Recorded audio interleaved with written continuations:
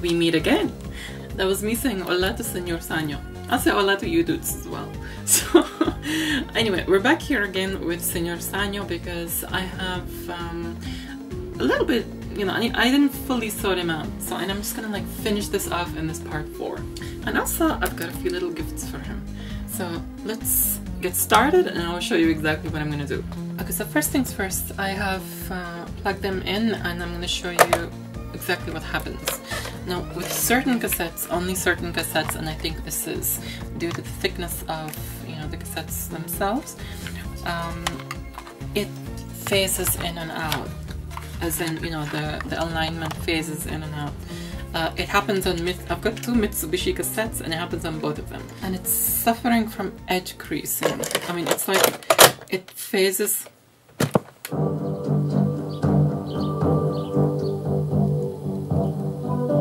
Hear that, I don't want to damage my tape, but it is phasing in and out, and on some cassettes it doesn't, like for example on this one it's fine, you know, so it's, just put it down. So that is perfectly fine. Okay, you can see here on this side here, you can see the edge creasing, or the rollers basically like, you know, push the tape out of alignment onto an edge of something, which has just creased it, you know, so it's, and you could hear it happening when I put that Mitsubishi cassette in. And also there's a bit of course, this wow and flutter, you must have, those of you who are expert on tapes, you must have heard that. Now this issue, I believe, it comes from the pinch roller, the actual, you know, phasing in and out, because the pinch roller is maybe, you know, not, you know, it's worn down, or it's just not even, or something like that, or it's too shiny, or whatever. So I will go through all the things which I've bought for Señor Sanyo to sort him out completely. So let's put him aside. Now last time, the speaker which I had bought, this one here, it just was, it was too big. I mean, but the size was perfect, as in, you know, the diameter. But the problem is the depth was, as in the magnet here at the back, it was too big, because the magnets are normally too small. And this is a clip from last time, and yeah, I wasn't very happy that time. It was kind of depressing, so I won't show too much of it.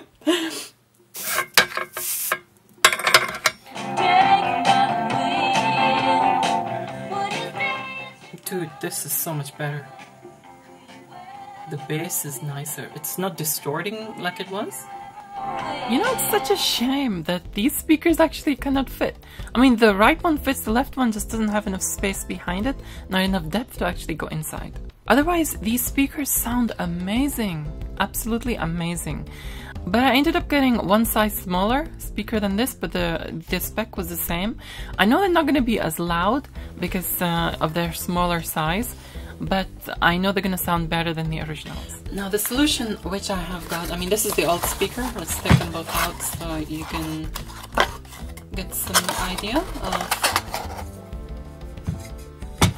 Now bear in mind, I am no engineer whatsoever, so I'm doing this for the first time and I'm thinking about all this for the first time and just trying out ideas.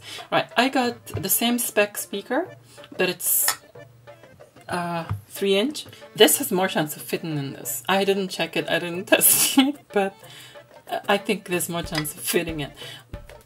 In my little, you know, YouTube scrapbook, which is kind of like, you know, really needing to be renewed.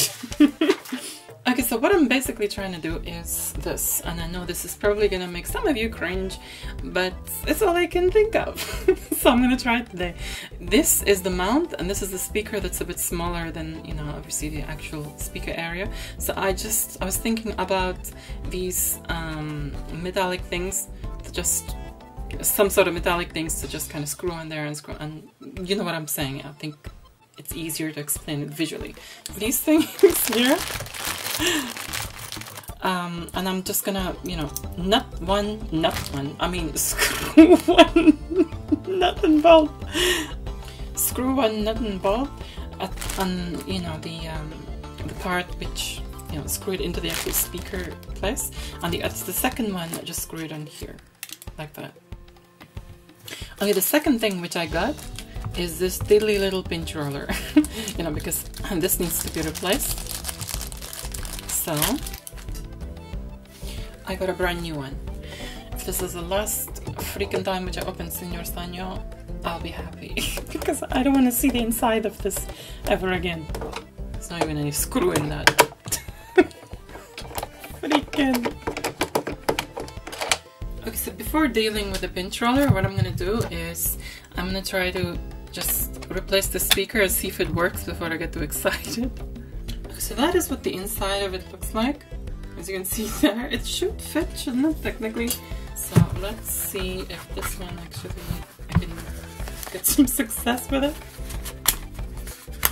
Freaking hope so. Oh my god, just about. And obviously before I put these in, I'm gonna test the sound to see if it's actually better.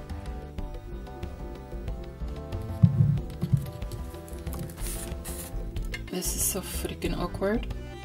And not to mention my soldering iron keeps getting stuck on the freaking magnet. Okay, so the speakers have been mounted. Don't laugh just yet. Because I know it doesn't look, you know, as neat as it should be. However, I've done a comparison, as in, you know, video for you. I mean, of course, you're not going to be able to hear what it sounds like in real life, because, of course, you know, you need your ears over here. I mean, I'll do the comparison the best I can with the same volume level that I had before.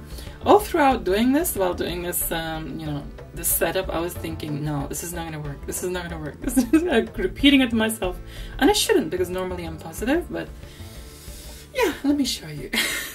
This is what it sounded like before.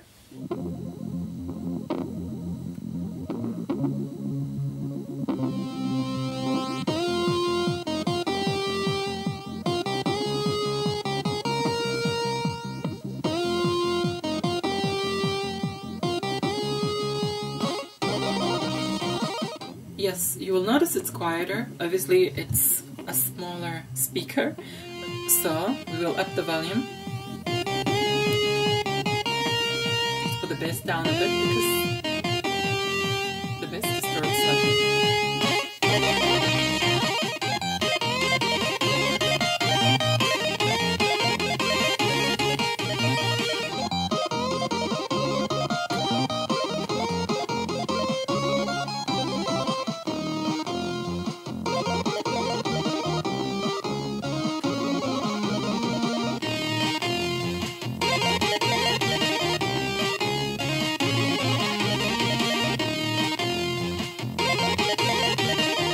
Okay, what I'm noticing here is that, you know, this is in real life speaking, real life hearing. I have no idea what it's sounding like to you at the moment because I'm not editing it. However, this is, the bass actually sounds like at a lower frequency. Before I could hear it, it was at a higher frequency, even though it was still bassy. Now I can feel it in my feet, you know, from the ground. The bass is deeper and it's warmer, and you know what? I like it. It's kind of cool. It's actually clearer than it was last time. Of course, I think more modern drivers are going to be way better than this thing. That's, you know, blessed it's seen its days. And the magnets, I've noticed, are so much bigger, which is why I couldn't fit the other ones in, because of the freaking magnets. Okay, this next part is gonna be a bit of a challenge for me because, yeah, I'm gonna have to take this thing out so this entire pinch roller mechanism, you know, can come out. I hate these clips, and I don't want it to fly somewhere that I cannot, you know, get it again. Because that is coming off. Let me just make sure I know where that spring is. Okay. Okay, just in case you're curious, this is what a cassette does without a pinch roller there. Okay, it's running so fast. So that's what it does without a pinch roller. We got that out of my system now. Now I can continue. Okay, I got this out, this pinch roller, but is this an... Did I measure this correctly, or is this an optical illusion? This feels smaller than this. No, I have no idea. I measured it properly. It is 0.5 millimeter. Literally 0.5 millimeter smaller. No, this is not the right size because it's freaking wobbling around. I decided to get an emery board out, which I use for my nails, as it's not so coarse nor harsh, and lightly scrape the surface of the pinch roller, effectively renewing its surface. I saw that somebody had done this and solved their issues, but please, I'm not recommending nor advising this, I'm just showing what I'm doing. Try to find a new pinch roller first. I don't want to be responsible for anybody turning that pinch roller freaking egg shaped. What? It should go up there. Why is it not? You freak. Stupid little spring. Get here. It's frustrating. I wish I had some sort of hook. This has to be fixed. I'm sorry, but it has to be fixed. I'm not gonna accept it. If I've goofed this deck up, it's just not acceptable. I'm gonna have to fix it. This is screwed up. It's not. How? Where? Why? What? What do I need to do? How is this positioned? Sorry, it's like choking on my own rage. Stupid springs, I hate mechanisms. I've freaking done it. I think I've done it. Thank God. No, I haven't. Oh no, hold on. That needs to go down. Inside here. Yes! I've done it. Thank God. What a freaking headache. Let me just put this thing in. Just so everything works well. Shoot! That thing fell down the side. No. Shit.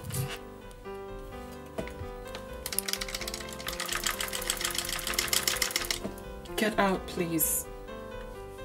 Okay, I have lost this clip that goes on top of there. I don't know what it's called. It's one of these. And yeah, one of these little things. And frickin' for the past half an hour I've been looking. It knows where it is, and it is laughing at me.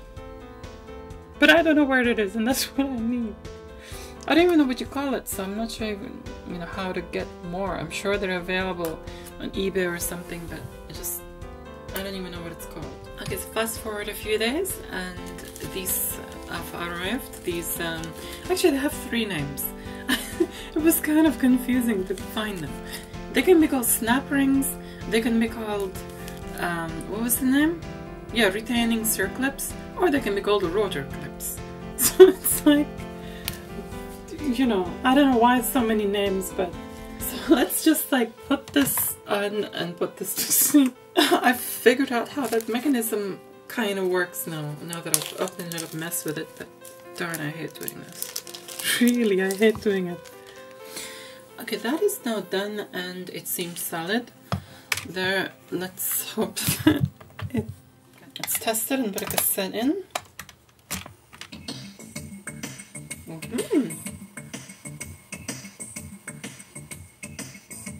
It's no longer facing in and out. Actually, it's working just perfectly. And this was one of the cassettes that just phased in and out, and it kept getting that edge creasing surface. So basically I just resurfaced it, if you know, if you want to call it that. And that's sort of the issue I was having out completely, which I'm like, wow, I'm happy about that now. Okay, so the speakers inside were 4 ohms, 3 watts. Now these speakers here are 4 ohms and 30 watts. So, now this is something which I want to say out here because it's something I didn't know, and just in case somebody else out there who just like me did not know, I had to research that just because a speaker is rated at 30 watts or 50 watts, it doesn't mean you have to have, you know, 30 watts of power being pushed into it for it to work. But as long as the wattage is fine, as long as the ohmage in it, as long as the impedance, as long as the speaker impedance, the 4 ohms is the same. As long as this is 4 ohms, this is 4 ohms, then you're fine as far as I'm concerned. So Because at first I was wondering, do I need to find 3 watts or 5 watts or a similar wattage? But no, I don't need to, I can do 30 watts. And this is probably one of the reasons why, I mean, they do require just a little bit, you put the volume up just a little bit more than these, not so much more to be honest, and they sound amazing. They sound like larger speakers, which is kind of, I'm, you know, blown away by that. Okay, just for a moment, let me introduce you to this thing. You will have recognized it from my electronica intros on my videos. And this is the first recent project which I did, as in the first project in recent years. And I should have been using this all this time actually, because it's a soldering fan. And it just blows the fumes away, or, you know, depending on which direction you put it, you know, sucks them away. And this is, I made it a PWM circuit, so it's like the fan speed is controlled by pulse width modulation. However, the reason why I haven't been using it is sheer laziness, because you need to connect this to a power pack, is in the same one you're using to do, you know, electronic circuits and things like this, and it's a headache to put that out there. So what I've done is just made a little, you know, adapter that I can just, with alligator clips, that I can just put on here, and now I can connect a normal AC adapter to it, so this should be fine now. And it should all work. So no more laziness, because I mentioned this because the last couple of times, the C64 recapping which I did, and also this Señor Sanyo one, I got dizziness and headaches after soldering, and it's due to the fumes, I think. So yeah, this is needed. Now back to the Señor. Okay, so what I want to do here with Señor is replace the speaker wires, because they are too flimsy. They keep snapping off, and they're thin and they're old, and I'm sure that it is better replacing with slightly thicker wires. Desolder these. The top ones are the left, the bottom ones are the right, and I need to make sure that they're in the right polarity, because there will be a, you know, a difference in phase. Technical words, I'm not sure about them, but they're gonna be different. So I need to make sure, and you can tell the difference in the sound when the left speaker, one of the speakers is the wrong polarity. You can seriously tell. It feels like someone's clamping against both of your ears, and you can hear the sound coming from the middle only, and it's just weird. And you know, there's bass reduction and everything. So if you are you know, installing speakers and things like this, do make sure, don't say to yourself that, oh, the polarity, it doesn't matter because it's just a coil. No, it does freaking matter. It makes a difference to the sound. So I'm going to strip and tin these.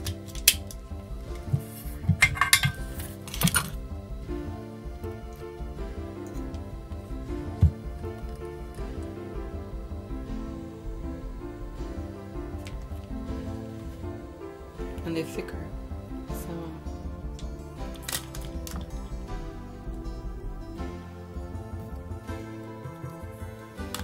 okay, so we have the 4 wires here all soldered on. These 2 are for the right, these 2 are for the left. Okay, so these are the old wires here, which need to be desoldered. So the green one first.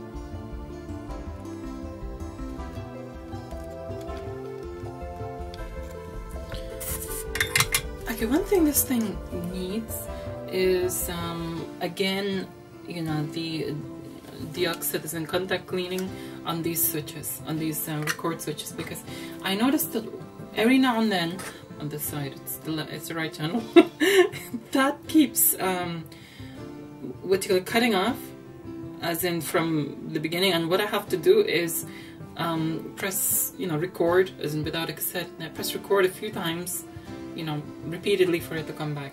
It's so, I think that's just the contact. This is gone funny, you know, with this thing. So what I'm going to do is I'm going to give this another good contact clean.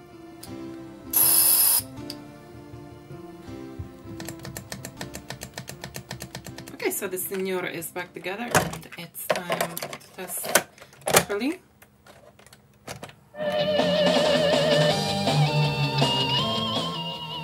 So that is that.